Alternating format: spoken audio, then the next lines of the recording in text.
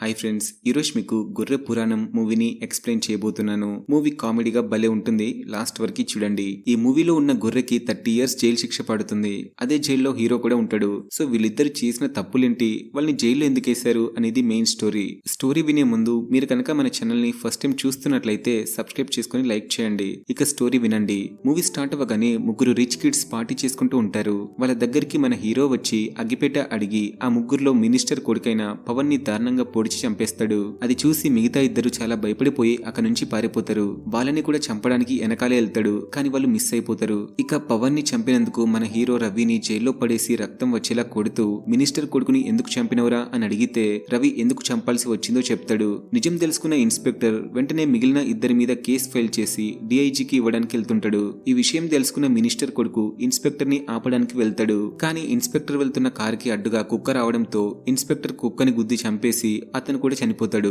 అక్కడే మనకి ఒక గొర్రెని చూపిస్తారు. కట్ చేస్తే నెక్స్ట్ సీన్ లో ఒక గొర్రెల కాపరి తన కుక్కని పోగొట్టుకున్నందుకు చాలా బాధపడుతూ ఉండగా అతని దగ్గరికి ఒక వ్యక్తి వచ్చి, చూడయ్యా, నువ్వు కుక్కని పోగొట్టుకుని చాలా బాధపడుతున్నావు, కానీ నీ కుక్క చనిపోవడం వల్లే మన ఊరి పేరు పేపర్ లో వచ్చిందని చెప్తాడు. ఈ న్యూస్ ని అక్కడే ఉన్న రెండు గొర్రెలు విని అవి రెండు ఇలా మాట్లాడుకుంటాయి. ఏంటి బావా, మనోడు చచ్చిపోయి మన ఊరిని పేపర్ లో వచ్చేటట్టు చేశాడు, నిజంగా వాడు తోపు కదా అని నల్లోడు అడిగితే మన తెల్లోడేమో, వాడైతే పేపర్ లో వచ్చేలా చేశాడేమో, నేను మన ఊరిని టీవీలో వచ్చేలా చేస్తానని చెప్తాడు. అది విని నల్లగొర్రె, ఏంటి బావా, అంటే ఇప్పుడు నువ్వు చచ్చిపోయి మన ఊరికి పేరు తీసుకొస్తావా అంటే, రే ఏంట్రా మాటలు అని చెప్పి ఒక కథ చెప్తాడు. చూడరా కర్రీ, మీరందరూ తల కిందికి పెట్టుకొని తింటారేమో, కానీ నేను మీలా కాదు, నా తల పైకి పెట్టుకుంటా. అలా తల పైకి పెట్టుకున్నప్పుడు నాకు ఒక ఊరు కనిపించింది. ఆ ఊరు నన్ను చాలా ఇంప్రెస్ చేసింది, అందుకే ఎలాగైనా అక్కడికి వెళ్ళాలని చూస్తున్నా. మన మస్తాన్ అప్పుడప్పుడు వచ్చి బాగా బలిసిన గొర్రెల్ని తీసుకెళ్తాడు కదా, ఈసారి కూడా రాబోతున్నాడు. వాడితో పాటు బయటికి వెళ్లి బాగా ఎంజాయ్ చేస్తానని చెప్తాడు. కానీ వాడు చాలా బక్కగా ఉండడం వల్ల ఏది పడితే అది తింటూ బాగా బలవాలని అనుకుంటాడు. అలా ఒక రోజు ఆ నల్లోడికి కూడా ఆ ఊరిని చూపించడానికి తీసుకెళ్తాడు. వాడు ఊరిని చూడగానే, అరే బావా, ఇంత బాగుందేంటి, నేను కూడా నీతో పాటే వచ్చేస్తానని చెప్తాడు. అదే రోజు నైట్ ఎవరికీ చెప్పకుండా అలా గొర్రెల మందల నుండి తప్పించుకొని బయటికి వస్తాడు. నైట్ ఆ కాపరి గొర్రెల్ని కౌంట్ చేస్తే ఒక గొర్రె తక్కువగా ఉండడంతో దాన్ని వెతుక్కుంటూ వెళ్తాడు. వీడేమో అదే కొండ మీద నిల్చొని ఊరినే చూస్తుంటాడు. అప్పుడే ఆ ముసలైన వచ్చి గొర్రెని తీసుకెళ్లి కట్టేసి, నువ్వు ఇక్కడే పడుండు, ఇప్పుడు బయటికి ఎలా వెళ్తావో నేను కూడా చూస్తానని వార్నింగ్ ఇస్తాడు. అప్పుడే మస్తాన్ కాల్ చేసి, ఇదిగో ముసలయ్య, రేపు నేను వస్తున్నా, గొర్రెల్ని రెడీగా పెట్టమని చెప్తాడు. ఈ న్యూస్ ని మనోడు వినేసి, అబ్బా ఎంత మంచి ఛాన్స్ దొరికిందిరా, రేపు పొద్దున్నే మస్తాన్ వస్తాడంట, ఎలాగైనా ఇప్పుడే తప్పించుకొని మందలో కలిసిపోవాలని అనుకుంటుంది. కానీ వాడి మెడకి తాడు ఉండడం వల్ల ఏమీ చేయలేక కర్రోని పిలిచి హెల్ప్ చేయమని అడుగుతాడు. కానీ కర్రోడికి తాడు ఎలా తీయాలో తెలీదు. అక్కడే వాడికి కొడవలి కనిపిస్తుంది. వెంటనే తాడుని దానికి తగిలించి గీకుతూ ఉంటాడు. నెక్స్ట్ డే మార్నింగ్ మస్తాన్ గొర్రెల్ని తీసుకెళ్ళడానికి వస్తాడు. మస్తాన్ని చూసి మనోడు పాట పాడుతూ, వచ్చాడు వచ్చాడు వచ్చేశాడు అంటూ తెగ ఫీల్ అయిపోతూ ఉంటాడు. కానీ మనోడి మెడకి ఇంకా తాడు అలాగే ఉంటుంది. ఇక మస్తాన్ ఒక 10 గొర్రెల్ని సెలెక్ట్ చేసుకుని బండ్లో ఎక్కిస్తాడు. అది చూసి మనోడికి చాలా బాధేస్తుంది. చిద్ది నా అమ్మ, అనవసరంగా ఈ ముసలుడికి దొరికిపోయానే అని బాధపడతాడు. అప్పుడు మస్తాన్ ఆ 10 గొర్రెలలో ఒక గొర్రె మంచిగా లేదని చెప్పి దాన్ని అక్కడే వదిలేస్తాడు. ఆ 10 గొర్రెల్లో మన నల్లోడు కూడా ఉంటాడు. ఇదే మంచి అవకాశం అనుకుని మనోడు ఫాస్ట్ గా తాడు తెంపుకొని మస్తాన్ చేతిలోకి వెళ్ళిపోతాడు. మస్తాన్ వాని బండ్లోకి ఎక్కించగానే కర్రోడితో కలిసి మాట్లాడుకుంటూ వెళ్ళిపోతాడు. మస్తాన్ వాళ్ళని మటన్ షాప్ దగ్గరికి తీసుకెళ్తాడు. అక్కడ కర్రోడికి మటన్ షాప్ మీద వాడి గర్ల్ ఫ్రెండ్ మెహబూబా పేరు కనిపిస్తుంది. అది చూసి కర్రోడు, బావా, నా మెహబూబా పేరు గోడ మీద ఉంది, అటు చూడు అనగానే మనోడు చూసి, ఒరేయ్, అది మనకంటే ముందే ఇక్కడికి వచ్చి చాలా పెద్ద సెలబ్రిటీ అయిపోయిందిరా, అందుకే తన పేరు ఆ గోడ మీద ఉంచారని చెప్తాడు. అవునా బావా, అయితే నేను కూడా ఫాస్ట్ గా ఫేమస్ అయిపోవాలని చెప్తాడు.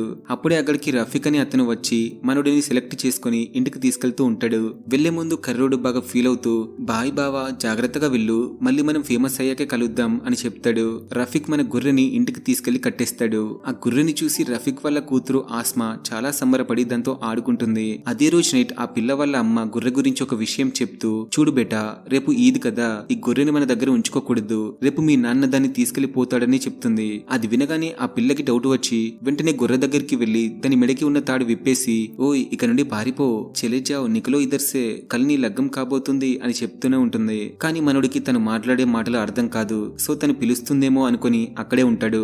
ఇక పిల్ల అరవడం చూసి వాళ్ళ ఫాదర్ బయటికి వచ్చి విప్పేసిన గొర్రెని కట్టేస్తాడు. దాంతో ఆ పాపకి చాలా బాధేసి, చూడదు పాప, పాపం గొర్రె అని చెప్పిన వినడు. నెక్స్ట్ డే మార్నింగ్ మనోడి ముందే కత్తులు నూరుతూ ఉంటారు. అది చూసి మనోడికి గుండె గజ్జుమంటుంది. వామ్మో, లైట్ గా ఏదో తేడా కొడుతుందేంటి, అసలే నా ఎడమ కన్ను కూడా అదురుతుంది, చూస్తుంటే నా నేసేసేలా ఉన్నారే, ఇప్పుడు ఏం చేయాలి దేవుడా, నిందనే ఆ పిల్ల ముద్దుగా చెప్పింది వెళ్ళిపో అని. చిన్న బతుకు ఇలా ఇలా ఇరుక్కుపోయానేంట్రా బాబు అని భయపడుతూ నన్ను కాపాడే ధీరుడు సూర్యుడు ఎవరు లేరా అని అనుకుంటూ ఉన్నప్పుడు ఆ పాప వచ్చి డోర్ తీస్తుంది. వెంటనే మనోడు ఎలాగోలా తప్పించుకొని ఆ డోర్ల నుంచి బయటికి వెళ్ళిపోతాడు. ఇక ముస్లిం సోదరులందరూ కలిసి ఆ గొర్రెని పట్టుకోవడానికి చాలా ట్రై చేస్తూ ఉంటారు. కానీ వాళ్ళందరికీ మనోడు మస్కా కొడుతూ పారిపోతూ ఉంటాడు. అలా వెళ్తూ వెళ్తూ ఒక గొర్రెల మందులోకి వచ్చేస్తాడు. అక్కడ మన కర్రోడు కనిపిస్తాడు. కానీ ప్రాణాలతో కాదు, పాపం మనోడు తలకే మాత్రమే ఉంటుంది. అలాగే వాన్ని ముక్కలు ముక్కలుగా కొడుతూ ఉంటారు.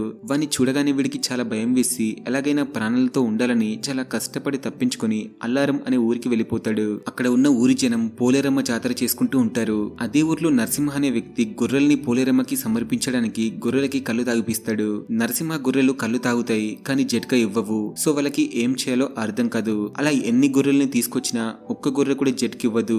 అప్పుడే మనోడు ఎంట్రీ ఇచ్చి ఆ కళ్ళు తాగి తలని అటు ఇటు ఊపుతూ జట్కిస్తాడు. అది చూసి అందరూ చాలా హ్యాపీగా ఫీల్ అవుతూ దాన్ని నరకాలని చూస్తారు. కానీ మనోడు కళ్ళు తాగేసి అక్కడి నుండి పారిపోతాడు. వీళ్ళు కూడా వాడిని పట్టుకోవడానికి వెనకాలే వెళ్తారు. వాళ్ళలో ఒకడు జరిగేదంతా వీడియో తీస్తుంటాడు. ఇక మనోడిని పట్టుకోవడానికి అటు ముస్లిం వాళ్ళు ఇటు హిందువులు రెండు గ్రూపులు పోటీ పడతాయి. వెంటనే ఆ గొర్రెని పట్టుకొని వాళ్ళ ఊరి ప్రెసిడెంట్ దగ్గరికి వెళ్లి మాట్లాడతారు. నరసింహ వాళ్ళు మాట్లాడుతూ, చూడండి ప్రెసిడెంట్ గారు, ఈ గొర్రె మా పోలేరమ్మ దగ్గర కళ్ళు తాగి జట్కిచ్చింది. సో మేము దాన్ని సంపి బలివ్వాలి, లేదంటే మా పోలేరమ్మకి చాలా కోపం వస్తుంది. అందువల్ల మా ఊరికే అరిష్టమని చెప్తాడు. అది వినగానే రఫీక్ కి చాలా కోపం వచ్చి, ఏంటన్నా అసలేం మాట్లాడుతున్నారు? అది నేను పైసలు ఇచ్చి కొన్న గొర్రె, అది నాదని చెప్తాడు.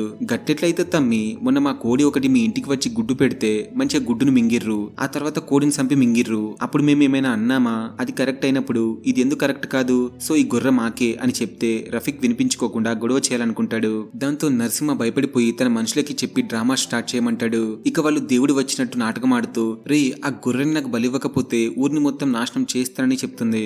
వీళ్ళేనా డ్రామా చేసేది? మేము కూడా చేస్తామని చెప్పి వీళ్ళు కూడా కత్తులు పట్టుకుని ఎగురుతూ ఉంటారు. అందరు కలిసి పిచ్చి పట్టినట్టు డాన్స్ కూడా చేస్తుంటారు. ఇక ఇదంతా చూసి ప్రెసిడెంట్ కి కోపం వచ్చి ఇలా చెప్తుంది, చూడండి ముస్లిం సోదరులు ఈ గొర్రెను తీసుకుని మసీద్ కి వెళ్లి 10 కొరడా దెబ్బలు కొట్టండి. అలాగే హిందువులు కూడా గుడికి తీసుకెళ్లి 10 కొరడా దెబ్బలు కొట్టండి. ఈ గొర్రె ఎవరి దగ్గర అయితే పడిపోతుందో ఈ గొర్రెని వాళ్ళే తీసుకోండి అని చెప్పి తన తీర్పును ఇచ్చేసి వెళ్ళిపోతుంది. కానీ ఇలా చేయడానికి వాళ్ళు ఒప్పుకోరు. దాంతో మళ్ళీ గొడవ పడతారు. ఇక ఈ వీడియోని తీసిన ఆ పిల్లాడు యూట్యూబ్ లో అప్లోడ్ చేస్తాడు. ఆ వీడియోని మినిస్టర్ చూసి నవ్వుకుంటూ ఉండగా అతనికి సీఎం కాల్ చేసి ఒక వార్నింగ్ ఇస్తాడు.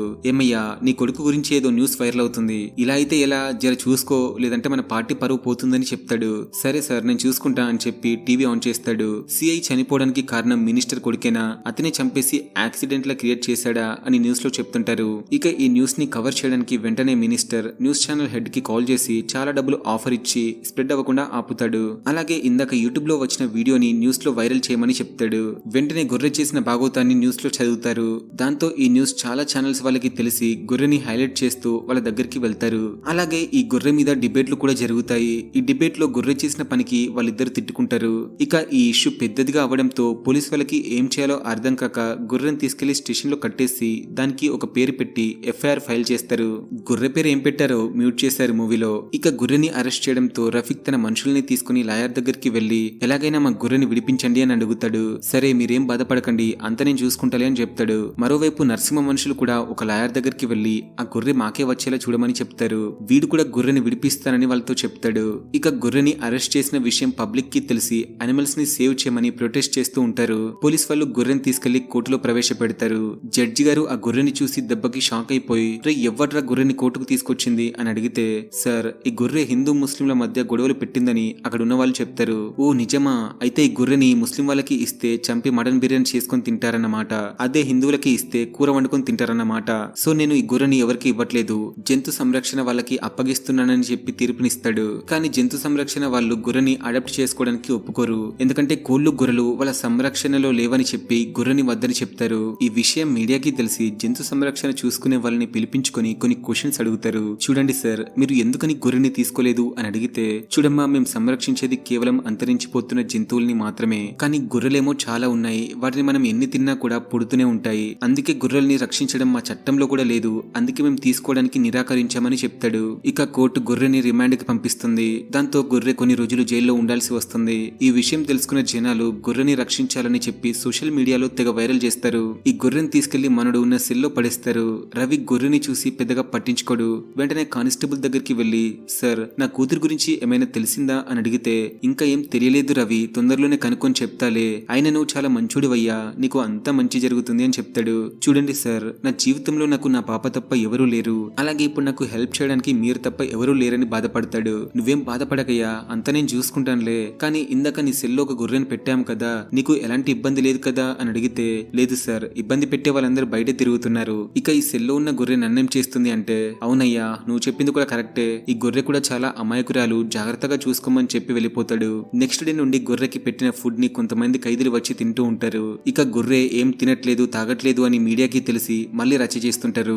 ఈ న్యూస్ ని జైలర్ చూసి ఒక ఖైదీకి చెప్పి గొర్రెకి చాలా ఫుడ్ పెట్టమని చెప్తాడు. కానీ వాడు గొర్రెకి ఫుడ్ పెట్టకుండా వాడే మొత్తం తినేస్తాడు. ఇక మన గొర్రె గురించి ఇండియా మొత్తం తెలిసి హల్చల్ చేస్తూ రచ్చలేపుతూ గొర్రెని కాపాడండి అని చెప్పేసి ఎక్కడ పడితే అక్కడ ధర్నాలు చేస్తూ ఎవరు మటన్ తినొద్దని బాయ్కాట్ చేస్తారు. దాంతో బయట ఉన్న జనం మటన్ తినడం మానేసి చికెన్ తినడం స్టార్ట్ చేస్తారు. దాంతో మటన్ షాప్ వాళ్ళకి గిరాకీ ఉండదు, అలాగే గొర్రెలు కూడా దొరకవు. ఇక కొన్ని రోజుల తర్వాత చికెన్ తినడం ఆపేయండి అని చెప్పి మరో రచ్చ చేస్తారు.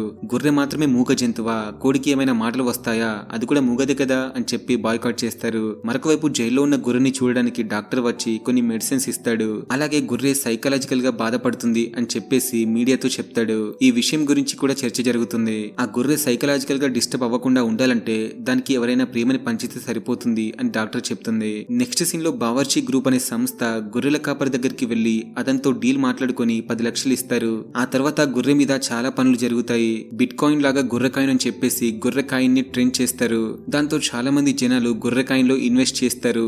ఈ న్యూస్ అంతా అపోజిషన్ పార్టీ వాళ్ళకి తెలిసి మీడియాతో మాట్లాడుతూ ఇదంతా ఫైనాన్స్ మినిస్టర్ చేసిన ప్లాన్ అని చెప్పి వాడి కొడుకుని కాపాడుకోవడానికి ఈ గొర్రె న్యూస్ ని హైలైట్ చేస్తున్నాడని చెప్తారు. ఈ విషయం తెలుసుకున్న పిఏ పాల్ అతని ఫాలోవర్స్ తో మాట్లాడుతూ, చూడండి ప్రజలారా, గొర్రె అంటే ఏంటో తెలుసా అని గొర్రె పురాణం మొత్తం చెప్పి ఆ గొర్రె కోసం నేను ఎంత దూరమైనా వెళ్తాను, దానికి మీరు కూడా నాతో పాటు సపోర్ట్ చేయాలని అతని ఫాలోవర్స్ ని అడుగుతాడు. మరోవైపు అపోజిషన్ వాళ్ళు గొర్రెని చంపాలని ప్లాన్ వేస్తారు. అదే జైల్లో ఉంటున్న కొందరు ఖైదీలకి చెప్పి గొర్రెని చంపమని చెప్తారు. నెక్స్ట్ డే కానిస్టేబుల్ రవి దగ్గరికి వచ్చి ఇదిగో నీ కూతురు అని చెప్పి ఫోటో ఇస్తాడు. ఆ ఫోటోని చూసుకుని రవి చాలా బాధపడతాడు. ఆ తర్వాత కానిస్టేబుల్ ఇచ్చిన బిస్కెట్ ని తిందామనుకుంటాడు, కానీ రవి తినకుండా పక్కనే ఉన్న గొర్రెకి ఇచ్చేస్తాడు. అప్పుడే మనకి ఒక ఫ్లాష్ బ్యాక్ ని చూపిస్తారు. ఫ్లాష్ బ్యాక్ లో మినిస్టర్ కొడుకులు ఒక విలేజ్ దగ్గరికి వెళ్లి ఎవరైనా అమ్మాయి దొరికితే బాగుండు అని చెప్పేసి వెయిట్ చేస్తూ ఉంటారు. అప్పుడే రవి వాళ్ళ వైఫ్ అలాగే అతని కూతురు వీళ్ళకి కనిపిస్తారు. వాళ్ళిద్దరిని ఏదో చేద్దాం అనుకుంటారు. ముందుగా పిల్లని కిడ్నాప్ చేసి కార్లో పడేసి ఆ తర్వాత వాళ్ళ అమ్మని అడవిలోకి తీసుకెళ్లి రేప్ చేయాలనుకుంటారు. కానీ తను భయపడిపోతూ వెనక్కి వెళ్లి ఒక రాయి తగలడం వల్ల అక్కడే చనిపోతుంది. దానితో వాళ్ళు చాలా భయపడిపోతూ వాళ్ళకి ఏం చేయాలో అర్థం కాక అప్పుడే వస్తున్న మన రవి దగ్గరికి వెళ్లి అగ్గిపెట్ట ఉందా అని అడిగితే రవి ఏం మాట్లాడకుండా అగ్గిపెట్ట ఇచ్చేస్తాడు. దాంతో వాళ్ళు తన మీద కిరోసిన్ పోసి తనని తగలబెట్టేసి పాపని అక్కడే వదిలేసి వెళ్ళిపోతారు. పాపని చూసి రవి అక్కడికి వచ్చి చూస్తే తన వైఫ్ కాలిపోతూ కనిపిస్తుంది. సో అందుకే తన వైఫ్ ని చంపిన ఆ ముగ్గురిని చంపాలని డిసైడ్ అవుతాడు. ఆ నెక్స్ట్ డే ఒకరిని లేపేస్తాడు. అందుకే మనోడిని తీసుకొచ్చి జైల్లో పెట్టేస్తారు. మనోడు జైలుకి వచ్చాక వాళ్ళ కూతురి ఆచూకీ తెలియకుండా పోతుంది. సో అందుకే కానిస్టేబుల్ హెల్ప్ తీసుకుని తన కూతుర్ని వెతికిస్తూ ఉంటాడు. ఇక ప్రెజెంట్ కి వచ్చేస్తే అతని కూతురి ఆచూకీ తెలుస్తుంది. కానిస్టేబుల్ రవికి అతని ఫోన్ ని ఇచ్చి నీ కూతురుతో మాట్లాడుకోమని చెప్తాడు. అప్పుడు రవితో పాటే ఆ గొర్రె కూడా వెనకాలే వెళ్తుంది. ఎందుకంటే నిన్న నైట్ పార్లేజీ బిస్కెట్ ఇచ్చాడు కదా, సో విశ్వాసంతో వెళ్తుంది. ఇక మనోడు తన కూతురికి కాల్ చేసి మాట్లాడతాడు. తన కూతురుతో మాట్లాడుతూ చాలా ఎమోషనల్ అవుతూ ఉన్నప్పుడు జైలర్ రౌండ్స్ కి వస్తాడు. రవి దగ్గర గొర్రె ఉండడం చూసి అట్నుంచి అటే వెళ్ళిపోతాడు. ఇక రవి ఏమో ఈ గొర్రె వల్లే ఈ రోజు నేను నా కూతురుతో మాట్లాడగలిగాను అని చెప్పి ఆ గొర్రెతో ఫ్రెండ్షిప్ చేస్తాడు. ఆ గొర్రెని హక్ చేసుకుని ఆ గొర్రెలో తన కూతుర్ని చూసుకుంటాడు. ఆ రోజు నుండి ప్రతిరోజు గొర్రెతోనే తిరుగుతూ దానితోనే టైం స్పెండ్ చేస్తాడు. మరొక వైపు ఆ ఖైదీలేమో గొర్రెని చంపడానికి ప్లాన్ వేస్తూ ఉంటారు. నెక్స్ట్ డే మార్నింగ్ రవి లేచి చూసేసరికి తన పక్కన గొర్రె కనిపించదు. దాంతో వెంటనే బయటికి వెళ్లి జైలు మొత్తం తిరిగి చూస్తాడు. అయినా ఎక్కడ కనిపించదు. మళ్ళీ సెల్ కి వచ్చి చూస్తే అక్కడ గొర్రె కనిపిస్తుంది. ఆ తర్వాత దాన్ని బయటకు తీసుకెళ్లి బిస్కెట్స్ పెట్టి తినమని చెప్పి పనికి వెళ్ళిపోతాడు. ఇదే మంచి టైం అనుకుని ఆ ఖైదీలు వచ్చి గొర్రెను తీసుకెళ్లి చంపాలని చూస్తున్నప్పుడు కానిస్టేబుల్ వచ్చి ఆ గొర్రెని కాపాడుతాడు. ఈ విషయం రవి దగ్గరికి వెళ్లి చెప్తాడు. రవి గొర్రెని తీసుకెళ్లి ఆ గొర్రెతో ఖైదీలని కొట్టిపిస్తాడు. అదే రోజు నైట్ రవి బాగా ఆలోచించి ఈ గొర్రెని ఎలాగైనా తప్పించాలనుకుంటాడు. వెంటనే ఒక ప్లాన్ వేసి ఆ ప్లాన్ ని గొర్రెతో చెప్తుంటాడు. రేపు నేను తప్పించబోతున్నాను. నీలో నా కూతుర్ని చూసుకున్నాను. ఇప్పుడు నా కూతురికి ఏదైనా ప్రాబ్లం వస్తే నేను చూసుకోవాలి కదా, అందుకే నీకు ఫ్రీడమ్ ఇవ్వబోతున్నా అని చెప్తాడు. నెక్స్ట్ డే మార్నింగ్ మన గొర్రె పిల్లని తీసుకుని వాళ్ళ జైలుకి వచ్చిన గొర్రెల మంద దగ్గరికి వెళ్లి మన గొర్రెను అక్కడ పెట్టి వేరొక గొర్రెను తీసుకొద్దాం అనుకుంటాడు. కానీ అన్ని గొర్రెలు ఒకేలా ఉండడం వల్ల మళ్ళీ అదే గొర్రెను తీసుకొస్తాడు. నెక్స్ట్ డే మళ్ళీ తప్పించాలనుకుంటాడు. ఈసారి గొర్రెల మంద దగ్గర పోలీస్ ఆఫీసర్ ఉండడంతో రవికి వేరే దారి లేక మెయిన్ గేట్ లో నుంచి తప్పించాలనుకుంటాడు. వెంటనే ఎవరు చూడక ముందు మెయిన్ గేట్ దగ్గరికి వెళ్లి అందులో గొర్రెని ఇరికిస్తూ ఉండగా జైలర్ వచ్చి చూస్తాడు. ఇక నిజం తెలుసుకున్న జైలర్ గొర్రెని అలాగే రవిని కోర్టుకు పంపిస్తాడు. జడ్జ్ గొర్రెను మళ్ళీ చూసి, రేయ్ ఈ గొర్రె మళ్ళీ ఏం తప్పు చేసిందిరా తీసుకొని వచ్చారు అని అడిగితే అక్కడ ఉన్న లాయర్ జరిగిందంతా చెప్తాడు. సార్, ఈ గొర్రె తప్పించుకోవడానికి ట్రై చేసింది, అలాగే వీడు గొర్రెను తప్పించడానికి హెల్ప్ చేశాడు. ఈ గొర్రె జైల్లో ఉన్నప్పుడు ఒక ఖైదీపై అటాక్ కూడా చేసింది. ఇన్ని చేసిన ఈ గొర్రెకి మీరే సరైన శిక్ష వేయండి అని చెప్తాడు. అది వినగానే రవి చాలా నవ్వుతూ జడ్జితో కొన్ని విషయాలు చెప్తాడు. చూడండి సార్, ఏమీ తెలియని గొర్రెను తీసుకొచ్చి అరెస్ట్ చేశారు. అసలు మతం అంటే ఏంటో తెలియని గొర్రె రెండు మతాల మధ్య ఎలా చిచ్చు పెడుతుంది. అలాగే దీన్ని జైల్లో వేసి రోజు శిక్షిస్తున్నారు, కానీ బయట రోజు గొర్రెల్ని చంపే వారిని మాత్రం శిక్షించడం లేదు. ఇదెక్కడ న్యాయం? పాపం అదేదో తన ప్రాణాలని కాపాడుకోవడానికి పారిపోతే మీరు తీసుకొచ్చి జైల్లో పెట్టారు. అసలు ఈ గొర్రె ఏం చేసిందని దానికి శిక్ష వేస్తున్నారని అడుగుతాడు. రవి మాటలు విన్న జడ్జ్ అసలేం పట్టించుకోకుండా ఈ గొర్రెకి 30 సంవత్సరాలు కఠిన కారాగార శిక్ష విధిస్తాడు. ఇక హిందువులు ముస్లింలు ఏం చేస్తాంలే అని చెప్పేసి అన్నిటికీ ఆ దేవుడి దిక్కు అని చెప్పేసి వెళ్ళిపోతారు. అదే రోజు నైట్ గొర్రెని రవిని జైలుకి తీసుకెళ్తూ ఉండగా టైర్ పంచర్ అవుతుంది. అప్పుడు రవి చాలా తెలివిగా ఆలోచించి వెంటనే వ్యాన్ లో నుంచి కిందికి దిగి టాయిలెట్ కి వెళ్లి గొర్రెని తప్పిస్తాడు. మరొక వైపు మినిస్టర్ కొడుకు చాలా డ్రింక్ చేస్తూ కార్ నడుపుతూ ఉంటాడు. అప్పుడే గొర్రె అడ్డుగా రావడంతో అతని కార్ కి యాక్సిడెంట్ అవుతుంది. సో అతను అక్కడే చనిపోతాడు. గొర్రె పారిపోవడంతో చాలా మంది పోలీసులు అడవిలోకి వెళ్లి వెతుకుతూ ఉంటారు. ఇక మినిస్టర్ కొడుకు చనిపోయిన విషయం రవికి తెలిసి చాలా హ్యాపీగా ఫీల్ అవుతాడు. తన వైఫ్ ని చంపిన ముగ్గురులో 2 చనిపోయారు, ఇంకా ఒకటి బ్రతికే ఉంటాడు. ఇక్కడితో మూవీ అయిపోతుంది ఫ్రెండ్స్. పార్ట్ 2 కూడా అనౌన్స్ చేశారు, తీస్తారో లేదో మరి. సరే, మీకు మూవీ నచ్చిందా? నచ్చితే కామెంట్ చేయండి. అలాగే ఎక్స్ప్లెనేషన్ నచ్చితే తెలుసు కదా, సబ్స్క్రైబ్ చేయండి.